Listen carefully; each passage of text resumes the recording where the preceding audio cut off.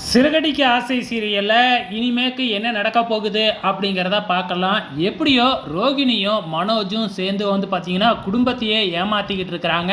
So இப்போ ஜீவா கிட்ட இருந்து 30 லட்சத்தை வாங்கி அந்த அமௌண்ட்டு தன்னோட அப்பா தான் அனுப்புனாரு, அதுவும் பிஸ்னஸ் ஸ்டார்ட் பண்ணுறதுக்காக அனுப்பியிருக்கிறாரு அப்படின்னு ஒரு பொய்யை கூசாமல் சொல்லிட்டு பெரிய சீனு வேறையாக போட்டுக்கிட்டு இருக்கிறாங்க. அது மட்டும் இல்லாமல் முத்துவுக்கு வந்து பயங்கரமான சந்தேகம் இருந்துக்கிட்டே தான் இருக்குது.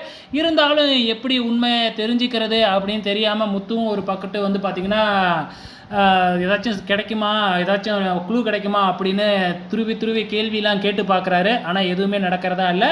ஒன்று நம்ம முத்துவுக்கு உண்மை தெரியறதுக்கு வந்து பார்த்திங்கன்னா ஒன்று போலீஸ் மூலியமாக தெரிய வரும், அப்படி இல்லைன்னா ஜீவா மூலியமாக தெரிய வந்தால் தான். ஏன்னா ஜீவா வந்து இன்னும் ஃபாரின் போகலை இல்லையா. ஸோ கன்னடா போகிறதுக்குள்ளே வந்து பார்த்திங்கன்னா எப்படியாச்சும் உண்மை முத்துவுக்கு தெரிஞ்சிடுச்சு அப்படின்னா, இந்த அமௌண்ட்டு நம்மளோட அப்பாவோட அமௌண்ட்டு தான் அப்படிங்கிற உண்மை மட்டும் முத்துவுக்கு தெரிஞ்சுது அப்படின்னா ரோகிணியோட கதை அப்படியே காலி ஆகிடும். ஸோ நம்ம டைரக்டர், இந்த சீரியலோட டைரக்டர் எப்போ தான் நம்ம ரோகிணியை எதுலையாச்சும் ஒரு இதில் சிக்க வைப்பார் அப்படிங்கிறது தான் தெரியல.